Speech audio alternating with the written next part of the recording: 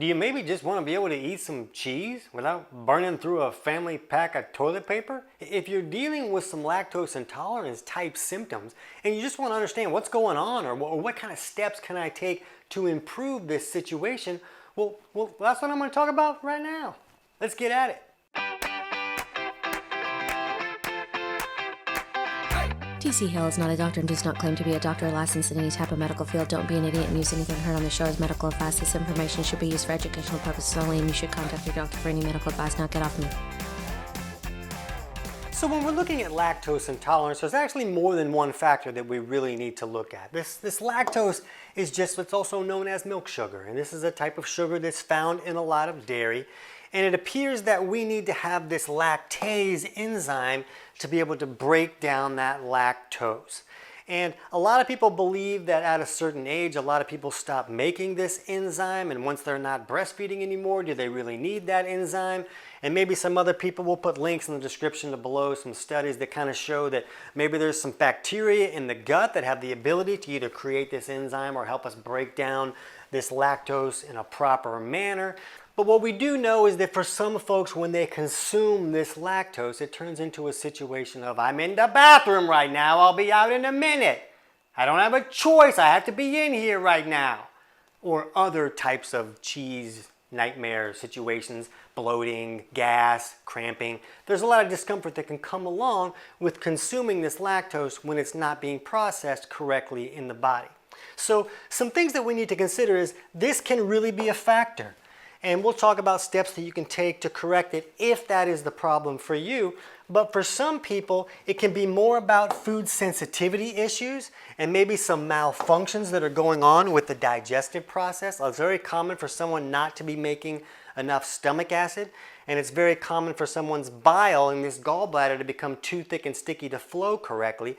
And if either of those components aren't working, then we don't really break the food down the way that we're supposed to break it down.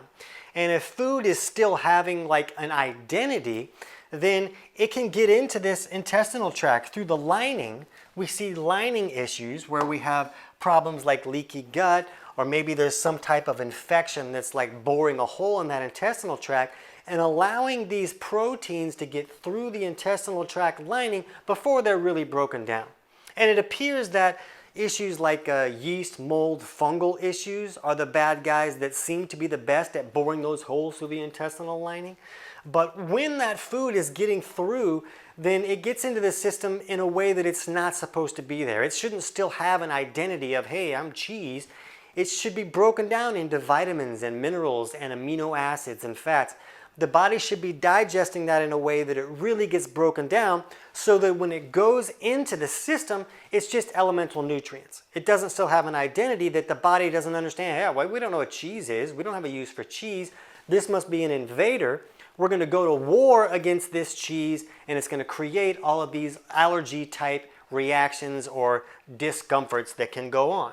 And what's interesting is that if it's not like a lactase issue, maybe it's more of a sensitivity or an allergy to a specific type of food, it can depend on the type of dairy and how much trouble that will create. Like butter and heavy cream, those don't have a lot of the same proteins that other types of dairies may have.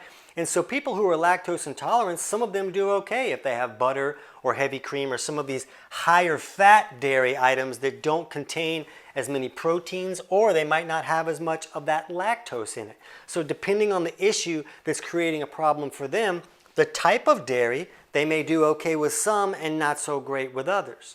And when there's this stomach acid malfunction where the stomach is not making enough acid to help us break down our food properly, then that barrier is also gone. The stomach acid is the barrier that keeps all the bad guys from coming in. So if we're having bad bacteria and other varmints coming in and then setting up camp in the stomach or in the small intestine, then that can create a lot of problems. Some people feel like maybe it's not that this good bacteria is not in the gut that helps us process this lactose in a proper manner or makes the enzymes that help us process that lactose. Maybe it's that there's too many bad guys there that have kind of taken over the town. And maybe the good guys just can't do their job because we have either a small intestinal bacterial overgrowth or a SIBO issue, or more bad bacteria making it down into the large intestine, or where our good gut flora are there to help us process these foods the way that they should be processed. So let's look at steps that seem to help some people. And one is you can supplement with the lactase enzyme. A lot of digestive enzyme formulas will have some lactase in there, and they'll have a lot of other types of enzymes too. When I've seen it to where a person is having trouble with lactose because they don't have enough of that lactase enzyme, when they just use a broad spectrum digestive enzyme, it's often not enough of that lactase to really create an improvement. They often need to use a supplement that is just lactase. It's just a lactase supplement, and then that will come with enough lactase in there to help them process that lactose, and they'll feel a lot better when they consume those dairy products. Other steps that can help is to correct any digestive malfunctions. If someone isn't making enough stomach acid, or maybe their bile has become too thick and sticky to flow correctly, then it's hard to really break those foods down. So we'll put links in the description below for our videos on 10 signs of low stomach acid and 10 signs of poor bile flow. And you can see if you have a lot of issues that may be pointing to the fact that either of those may be problematic for you, and you can take steps to improve those issues so you can break the foods down the way that they're supposed to be broken down, so that they don't still have an identity and create these sensitivity type issues.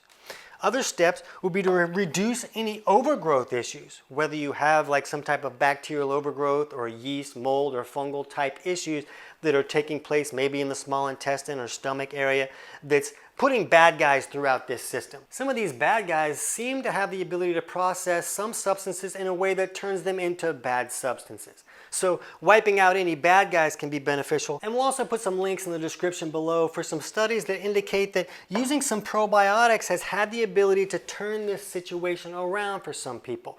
And they're basically putting in good bacteria in the gut that help the body process these dairy type items in a better way. And that seems to clear up some of these troubles for some people. And is that an issue of maybe the probiotics are helping them process those foods better? Maybe the good gut flora is kind of getting rid of all the bad guys and kind of controlling the situation and keeping them from thriving and taking over the whole camp?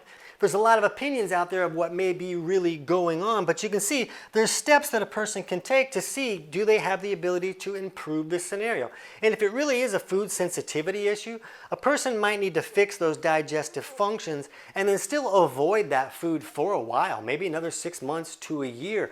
When I had a lot of things going wrong with me and I wasn't digesting my food correctly, there were like 4 foods that I could eat and everything else was causing problems. And after I fixed my digestion, I was able to eat a lot of those foods, but some things I had to avoid for a lot longer. And so you can test things out and see, okay, can I eat this now or am I still having a lot of trouble? But let us know if you've tested any of these things for yourself and if you've created any improvement for this scenario doing any of these steps. And if you want to better understand, are you digesting your food correctly, you can jump over right now and check out our video on 20 signs you're not digesting your food correctly.